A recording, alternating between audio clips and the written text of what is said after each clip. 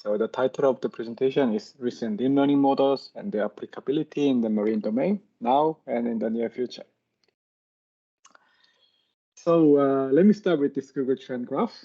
So maybe you already know, but Google Trend shows the popularity of the word over time. And I visualized the trend of two words, GPT and transformer, GPT in blue and transformer in red, over 2 years of time.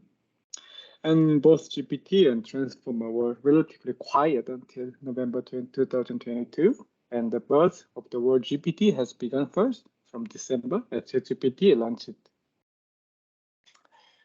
And the peak of this word GPT is achieved in March 2023 when GPT-4 launched. But on the other hand, not relatively many people search for transformer during this time. But as you know, the T in GPT actually stands for transformer. And in fact, it takes a huge part of GPT. So today we will discuss how the transformer works, and especially in the marine domain, where we get a various type of data, like time series data, and of course, image data. So marine domain is a data-intensive field with data being collected and analyzed in various forms. Over recent years, we have seen an increased push toward automating this analysis process. And one promising path toward automation is deep learning. In general, the choice of deep learning frameworks depend on the type of data. So convolutional neural networks are often used for structured data like images.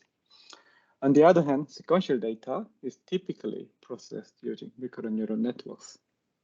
While these two frameworks have proven powerful and performant, they also have their own limitations. And this is where transformer come into the picture. So let's talk about transformer. Initially introduced in the field of machine translation, transformer has shown its applicability in the field of computer vision as well. A key advantage of transformer is the modeling capacity of long-range dependencies, which can be particularly useful in marine domain. So why transformer can be useful in the marine domain? One of the reasons is that in collecting data, long survey time is common in the marine domain. And in this case, the amount of data is enormous, and often data of not primary interest are simultaneously collected. Therefore, with the advantage of transformer, we might be able to learn long-range dependency of the collected data through a long survey time to effectively handle and analyze these sort of data. So our focus today is on understanding the fundamentals of transformer, and then we explore the current applications in the marine domain. Finally, we think a bit more about potentials in the future, especially from a multimodal analysis perspective. So let's dive into the transformer. Understanding transformer. So this is the paper that first present the concept of transformer, which is called attention is all you need. And as you can see, they said attention is all you need. So let's discuss more about attention first. So in deep learning, attention is to make a model focused on specific pieces of information that are particularly relevant for certain tasks. And the advantage of the attention is to help the network mitigate information overload. And also the attention can be used as a tool to understand the neural behavior of the network. In fact, the concept of attention is first proposed in 2015 by this paper, Neural Machine Translation by Jointly Learning to Align and Translate. And of course, and as you can see, this paper is about machine translation. So it deals with language data, which is sequential data. A common choice for machine translation is to leverage encoder-decoder architecture, where the encoder models the source language. For example, here is English, and the decoder translates into another language. For example, here is Korean, based on the information provided by the encoder. So in the original paper, both encoder and decoder are implemented by recurrent neural networks, which process the sentence sequentially. So I want to introduce a concept of token here, which is a unit of text that network processes at a time. So in this figure, in this paper, a token is set to a word. And let me briefly show you how the recurrent neural network processing the sequential data. So looking into the encoder, at each time step, a token in the sentence is being sequentially modeled by the encoder. And the last representation of the encoder is transferred to the decoder, and then the decoder starts to generate translation based on the transferred information from the encoder and the actual translation one step before. However, there's a challenge in the sequential process, especially when modeling long-range dependencies. It means that the influence of earlier tokens may diminish over distance, making it difficult to maintain the context in a lengthy sentence. To address this challenge, attention mechanism has proposed. It allows the decoder to access the entire encoded sequence, hence shortening the distance between the input and output tokens. So one step further, within this attention mechanism, the model computes attention scores, which indicate the relevance between each input token and the generated output token to generate the next output token. And as you can see, a higher score suggests a stronger influence to the input token to be generated. And in fact, not only for the input token with the high score, but also the weighted sum of the input token representations is transferred to the decoder and used to generate translation. This approach allows the model to dynamically allocate its focus on different parts of the input sequence, effectively modeling long-range dependencies. And with this attention mechanism, outperforming results are achieved, which is based on this additional flexibility added to the network. And the attention score successfully revealed the relevance between input and output and help us better understand the model behavior. However, critical challenge still remains, which is related to the recurrent neural network. Since RNN process the data sequentially, they are not optimal for parallel computing, so GPUs cannot be fully utilized, which limit the scalability. And this becomes the motivation of this transformer work. So the transformer is a language processing model enabling parallel processing of sequential data.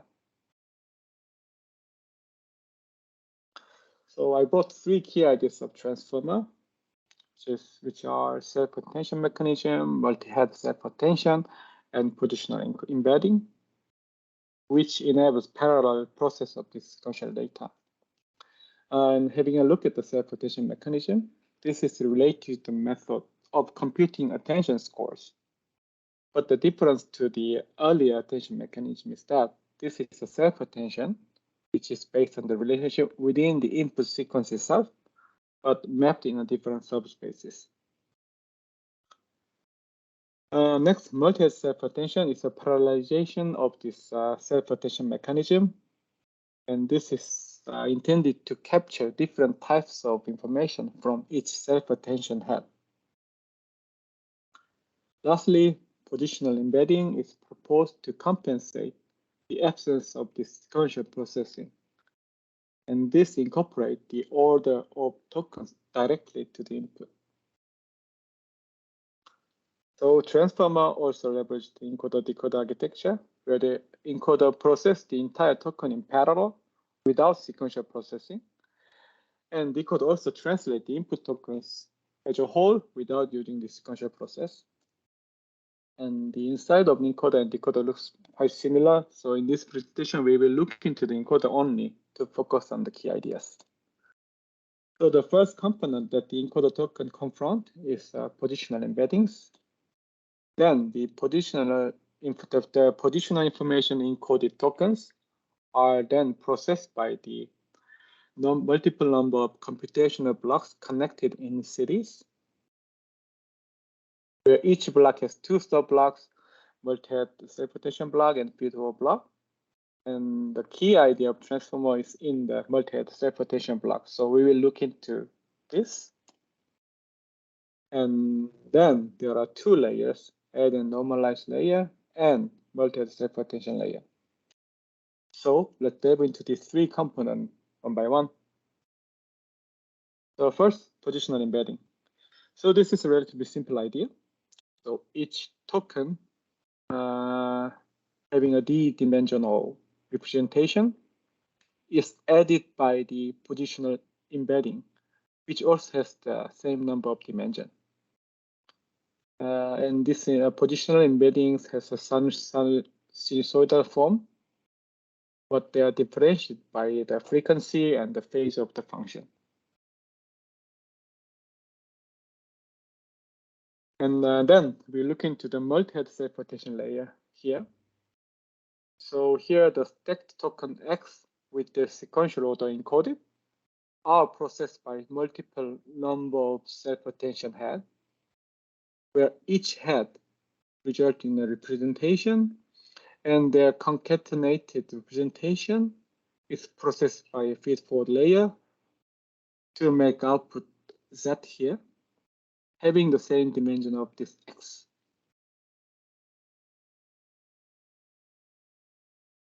And the add and then this with the region to keep the same dimension. Z in Z is to directly incorporate the input information to the output in the add and normalize layer, so that the output can maintain the consistency of the input tokens. Next, let's having a look inside the self-rotation head.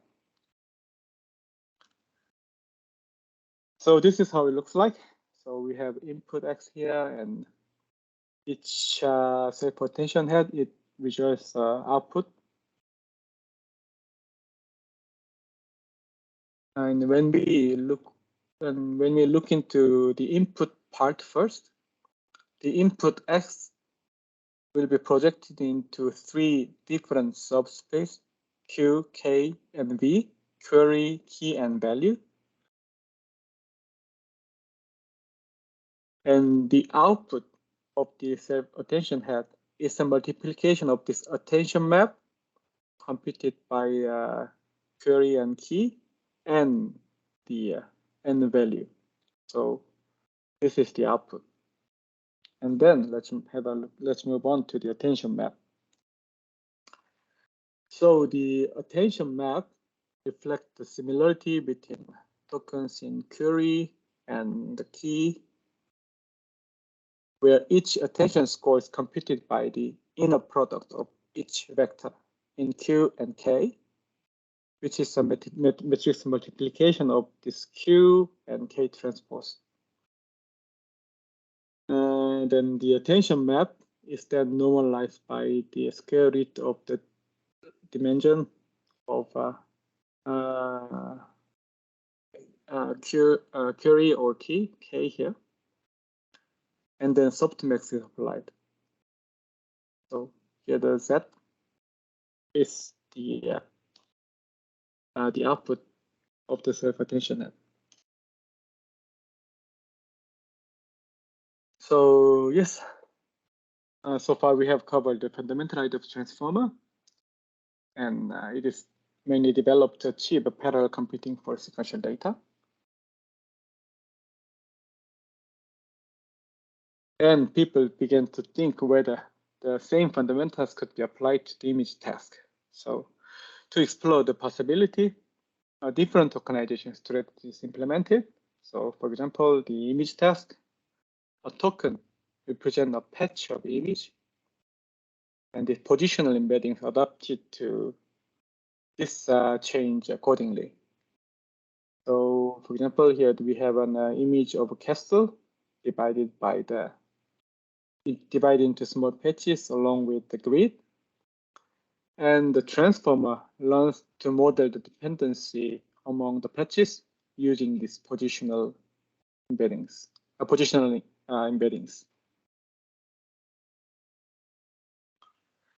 So a transformer for image task is called vision transformer, which is presented in 2020. And this vision transformer leverages the same component applied in the transformer for machine translation, except it's token static and the positional embeddings. And it achieves a good level of performance in general. So next, let's move on to the applicability of transformer in the marine domain. So first, I want to say that the marine environment is geographically vast, where oceans cover over 70% of the Earth's surface, and rich in biodiversity. So if we include the unknown species, there are 9 million species in the marine environment. So to fully comprehend and manage the marine environment, a variety of measurement modalities is essential. So for example, we can monitor the surface of the ocean from satellite images. And we also monitor the water conditions by measuring time series of pH level, salinity, temperature, current speed, and so on from this so-called smart buoy. And interestingly, they are fleet and they can spread a certain region of the ocean. And then simultaneously collect the time series data from different locations. I want to include the echosound data as well, which collected the backscattering acoustic intensity from the echosound data mounted on a vessel. And this is the conventional IGB image of fishes. So when the diverse measuring modalities, marine environment monitoring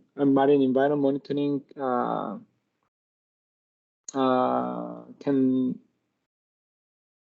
be done with these two different type of data.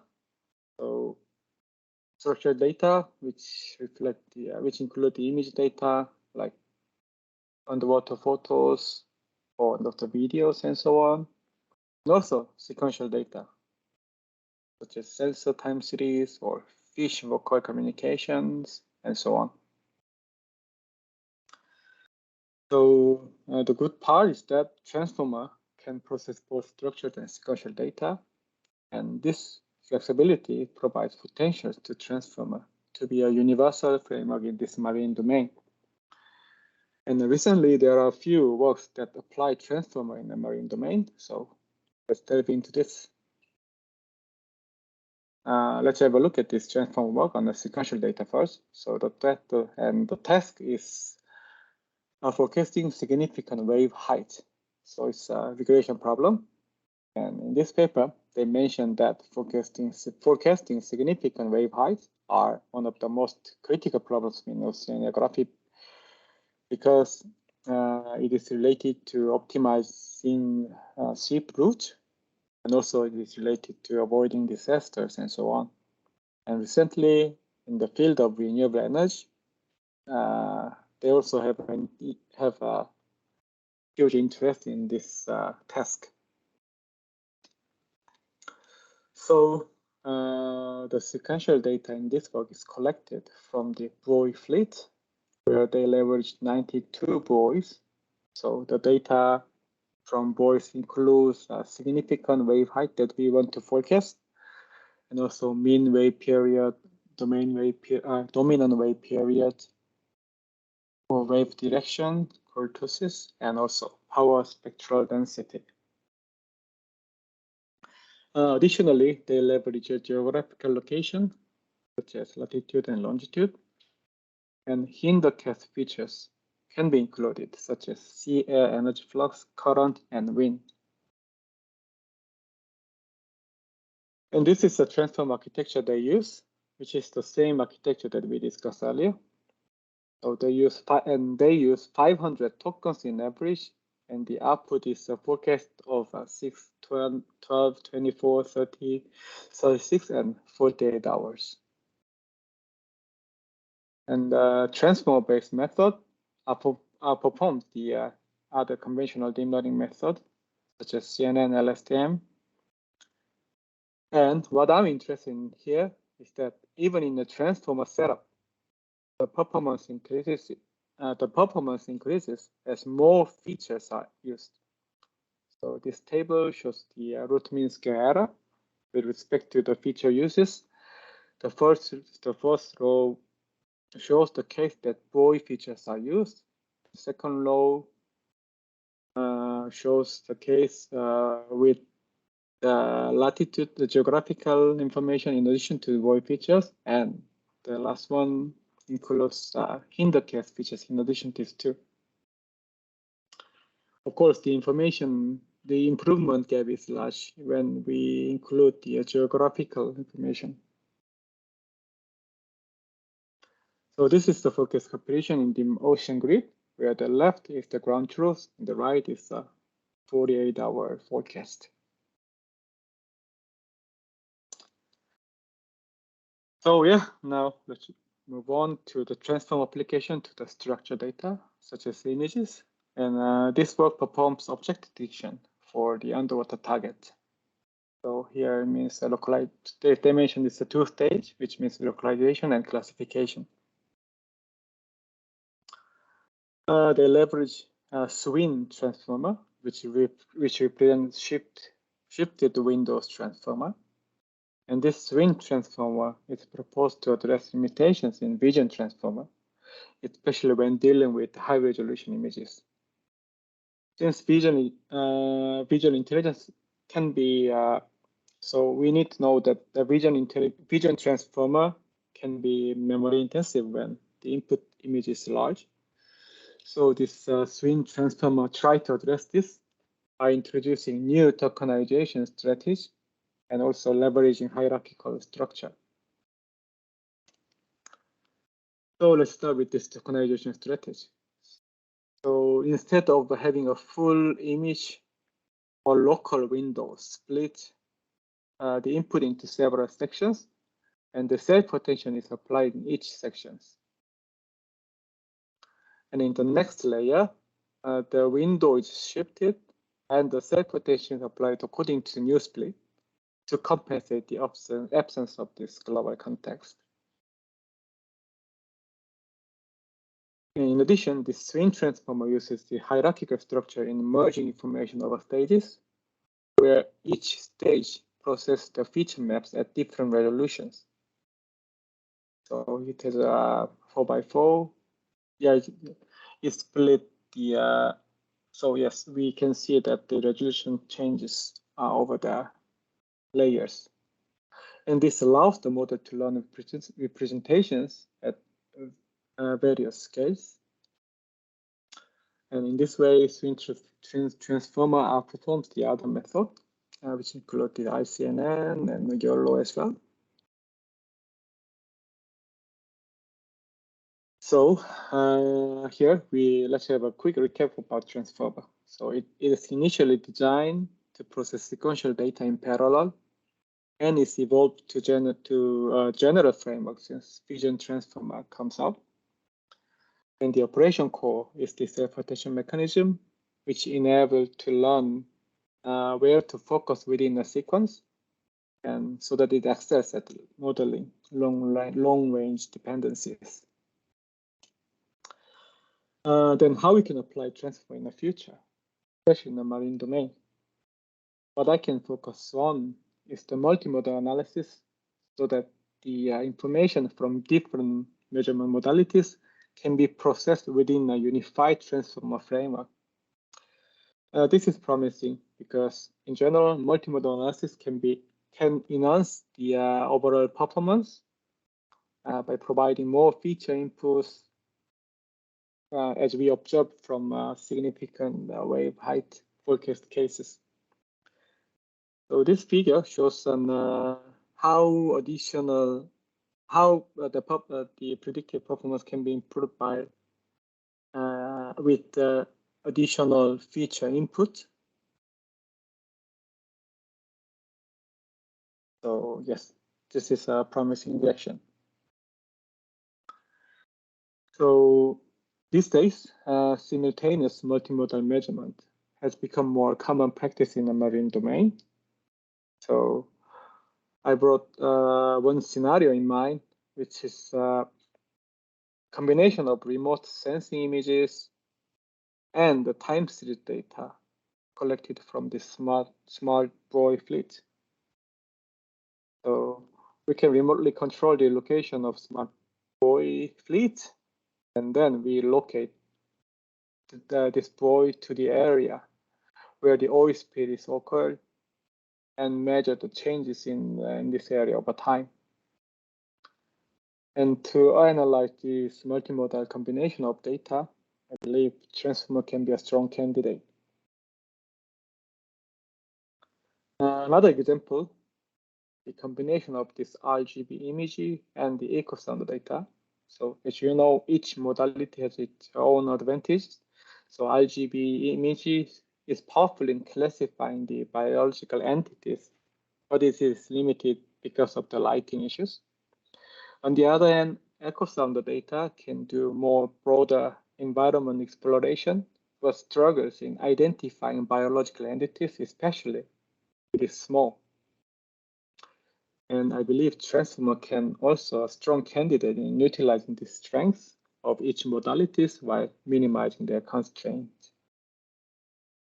However, to achieve this multimodal analysis with transformer, further research is required. The immediate challenge is how to design the tokens and positional embeddings for different modalities. I believe that this cannot be done without domain expertise, so the collaboration with domain experts are essential. In addition, there are still generic deep learning challenges such as explainability and limited data. So, and especially transformer is known to a data-hungry framework than CNN, for example. So this is a critical challenge for transformer. In fact, there are ongoing works to address these issues where the data efficient transformer is an example. So for summary, in this talk, we discussed about the transformer and also the fundamental of transformer. And also we look into the application of transformer in the marine domain with respect to the two different type of data, structured data and sequential data. And for future applications, I propose a multimodal analysis. So yeah, thank you very much for your attention.